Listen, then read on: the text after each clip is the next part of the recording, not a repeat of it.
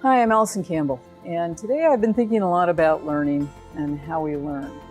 And when you're in school, learning's fairly structured, and it's something that people help you with.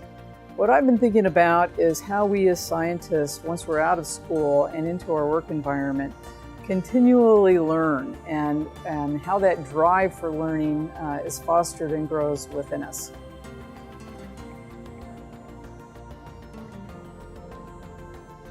I am in the biology lab at the Pacific Northwest National Laboratory, and I am here with Steve Schlahta, who is one of our chief operating officers.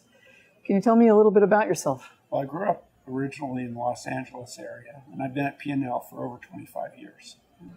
And I know a little bit about your background, so you got a degree in economics. Yeah, so the dismal science. How does a guy with a degree in economics find himself at a national laboratory? Well, it's kind of an odd thing. I worked in large programs for McDonnell Douglas, and about 1990, Battelle, P&L were looking for people with background in large projects because IMSL was coming online and other major projects.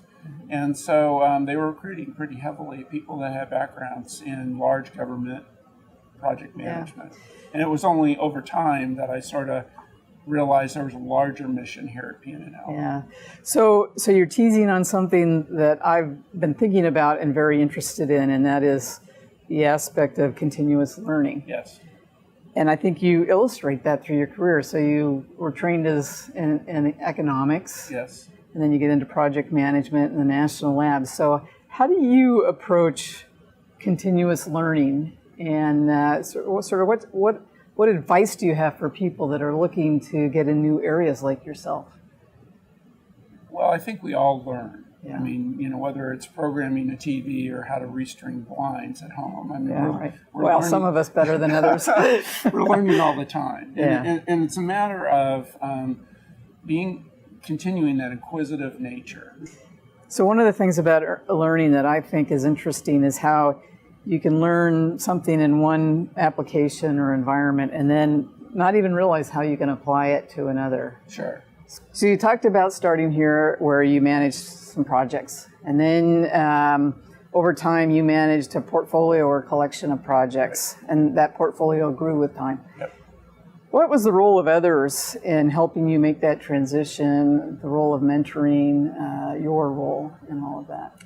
Well, I think there are a number of aspects to do that. I mean, there's technical aspects, and sometimes that's really helpful to understand what's happening technically in the project or program. But also there are people that that are better at some of the soft skills, like maybe how to get better performance out of people or how to resolve difficulties between people. Mm-hmm. And I think a lot of that happens by maybe not a mentoring relationship per se, but having lunch with somebody and giving them idea, talking about your scenario or your situation. Mm-hmm. What would you do if you were me in this particular situation? So getting advice, reaching out for advice. And I think you have to ask for help. Yeah. I mean, I think it's a misnomer to think that we all are self-sufficient and understand the situations ourselves. Being open to getting advice and asking for advice is a really good thing to learn. I was thinking recently, my daughter is passionate about the poor and underprivileged, and I have so much to learn from her. Or my son is very good at being loyal as a friend, and I have a lot to learn from him. I mean, we can learn a lot from each other. Well, okay, so we're in a biology lab. You come from the nuclear or radiological side of the house. I imagine there's a lot for you. I don't want to touch anything. I imagine there's a lot for you to learn about the science that's done in both of the directorates. And so, I mean, I think I bring from my past history the ability to work with people, the ability to solve problems, the ability to bring partnerships to move the big logs to make something happen. But I will be much more effective if I understand the organization and what are the issues that's being faced to bring that past experience to future opportunities. And I think, though, again, back to the translating of learning. So I think a lot of the things that you learned on the radiochemistry or nuclear side about hazards assessment, are translatable to things like biohazards or chemical hazards and hazards assessment. So I think, you're a great example of something that I've been thinking about, which is how we take what we've learned in one setting and apply it in another. Right. And so I think that's healthy because you can bring different perspectives from the types of hazards that you worked Sure, with in the past. Yeah. What's most exciting about the opportunity for you? Well, it's the newness of learning people, programs, capabilities. Fortunately, I like people, and getting to know the people is really a fun part of the job. Great. Well, welcome aboard. We're really happy to have you. Thank you. All right. Well, that was fun talking to Steve about how we learn, and I learned a few things.